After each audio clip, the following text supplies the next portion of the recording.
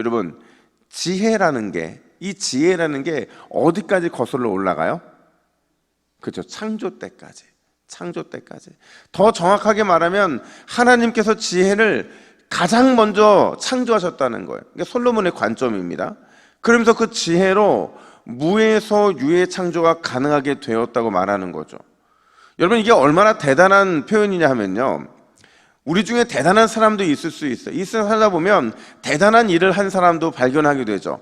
처음 무엇인가를 발견하고 대단한 어떤 성과를 낸 일들이 있다 하더라도 하나님과 함께 창조의 동역을 했던 사람이 존재합니까? 없죠. 아무것도 존재하지 않던 무에서 모든 것이 아름답게 조화롭게 창조된 이 유의 창조에 함께 동역한 사람이 있느냐 하는 거죠. 없어요. 그만큼 지혜는 위대하고 대단하다는 걸 말하고 있는 거죠. 그 지혜 덕분에 창조된 온 세상에 온갖 아름답고 좋은 지혜들로 가득 차고 넘치게 된 것이고요, 그 지혜 덕분에 가장 지혜로운 그 하나님의 살아계심을 이 모든 만방이 만물들이 드러내 줄 수 있게 된 거죠.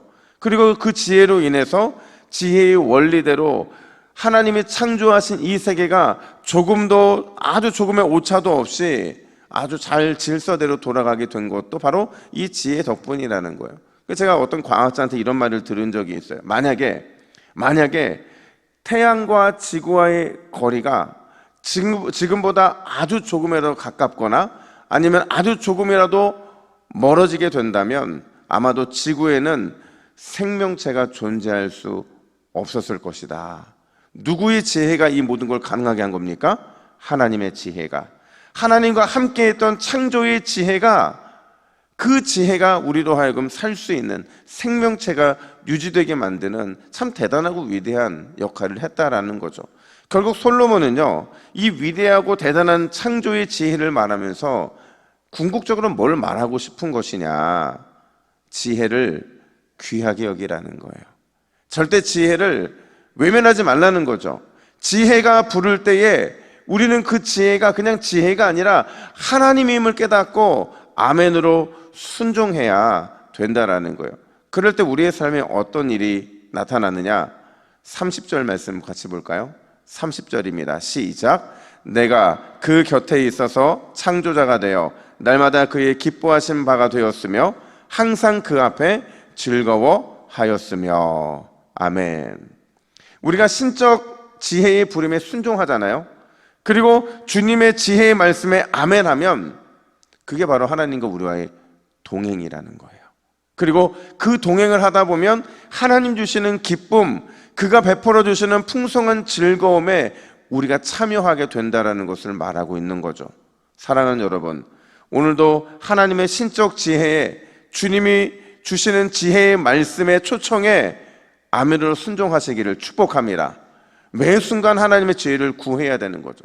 그런 우리의 인생에 감당할 수 없는, 아니 도저히 외면할 수 없는 이 동행의 기쁨과 천국의 즐거움 가득 차고 넘치게 될 줄로 믿습니다. 사람을 의지하면 올무에 걸리게 됐지만 여호와의 지혜, 그분의 말씀을 의지하면 우리의 영혼은 날마다 안전할 줄로 믿습니다. 뿐만 아니라 두 번째로, 지혜가 우리 인생의 만능 열쇠가 되기 위해서는 매 순간 지혜와 동행하기를 선택해야 된다. 의지적인 선택을 말하고 있는 거죠. 여러분, 지혜와 동행한다는 게 과연 무슨 뜻일까요? 사전적 의미로 동행이라는 게 뭐예요? 같은 방향으로 함께 걸어간다, 보조를 맞춘다, 그런 거잖아요. 이걸 지혜에 대입하면요, 우리가 지혜가 뭐라고 말하는지를 경청하는 게 동행입니다. 그리고 지혜가 요구하는 게 무엇인지 알았으면 그 알에 대해서 타협하지 말고 적당히 얼버무리지 말고 지혜가 요구하는 대로 온전히 행하는 것, 그게 바로 이 지혜와 동행한다는 의미인 거예요. 그래서 34절부터 35절은 이렇게 말을 합니다. 우리 같이 읽습니다. 시작. 복이 있나니 대저 나를 얻는 자는 생명을 얻고 여호와께 은총을 얻을 것임이니라. 아멘. 여러분, 복이 있나니 어디서 많이 들어본 표현 아닙니까? 어디서 들어봤어요? 그렇죠. 팔복에서 들어봤잖아요. 그러니까 똑같은 말을 하고 있는 거예요.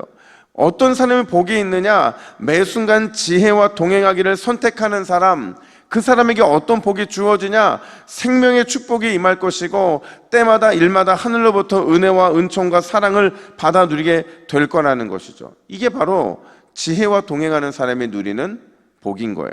근데 만약 지혜의 요구에 우리가 귀를 닫고 지혜의 요구를 묵살하잖아요. 그러면 어떻게 되느냐? 36절은 이렇게 말합니다. 우리 36절도 함께 읽습니다. 시작. 그러나 나를 잃는 자는 자기의 영혼을 해하는 자라. 나를 미워하는 자는 사망을 사랑하느니라. 여러분, 지혜의 요구를 거절하고 묵살하고 무시하는 사람은요, 결국 어디를 향해 나아가느냐? 죄를 향해 나아가는 거죠. 그리고 그 결말이 뭐라는 거예요? 사망이라는 거예요. 이것도 예수님이 말씀하신 거죠. 얼마나 이게, 이 지혜라는 것이 그 지혜이신 하나님이 이 땅 가운데 오신 거잖아요. 그러니까 우리에게는 그 지혜가 너무나 값지고 귀한 거죠. 이재철 목사님이요, 이 새신자반이라는 책에 어떤 얘기를 하시냐면, 국내 최고의 대학병원에서 명의로 이 명성을 떨치던 젊은 의사 한 사람 얘기를 해요. 근데 이 의사가 아주 우연한 기회에 검진을 받게 되는데 암이 발견된 거예요. 근데 그것도 말기인 거죠.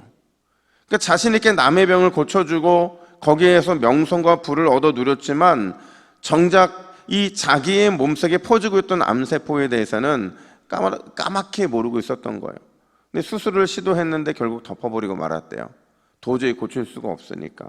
진짜 얼마 되지 않아서 세상을 떠나게 되는데 목사님이 뭐라고 말을 하느냐? 이렇게 말을 해요. 스스로 자기 인생의 주인이 되었기에 인간은 너무나 유한하고도 무력한 존재가 된다. 이 말을 뒤집어 말하면 내가 내 인생의 주인이 아니면 유한하지 않고 무한할 수 있다는 거죠. 내가 내 인생의 주인이 되지 않으면 무력한 존재가 아니라 힘 있는 존재가 된다. 왜요? 지혜가 내 인생의 주인이 되었기 때문에 그 지혜가 하나님과 함께 동행함의 기쁨을 누리며 살아가는 사람들에게 무한하고도 그리고도 강한 그 하나님이 주시는 특별한 은혜의 능력들을 받아 누리게 되기 때문에 그런 거죠.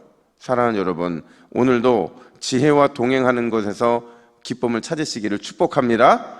하나님의 신적인 지혜, 예수 그리스도의 지혜의 말씀과 함께함의 즐거움을 누리시기를 축원합니다.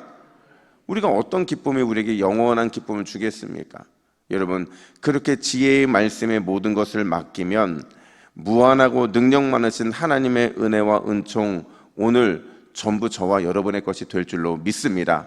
그 지혜의 동행을 기다리고 누리시기를 예수님의 이름으로 축복합니다. 우리 화면을 보시고 같이 기도의 제목을 읽습니다. 시작.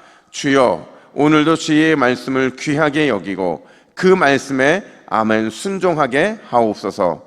내 인생을 지혜의 말씀에 맡김으로 놀라운 하나님의 은총을 누리게 하옵소서. 아멘. 함께 기도하겠습니다. 하나님 아버지, 오늘도 우리는 지혜와 동행하기를 원합니다. 3주째 잠언 말씀을 통해 우리가 하나님이 주실 지혜와 동행하고 있사오니 오늘도 여전히 그 지혜와 동행할 수 있는 힘을 주시고 능력을 주시고 선택의 자발적인 마음을 허락하여 주시옵소서. 그리하여 지혜를 통해 날마다 우리의 삶이 열어지는 것을 보게 하여 주시고 그 지혜로 인해 날마다 아멘 순종하여 놀라운 은혜의 열매들이 주렁주렁 맺혀질 수 있도록 우리의 삶을 주관하여 주시옵소서. 감사드리며 예수님의 이름으로 기도하옵나이다. 아멘.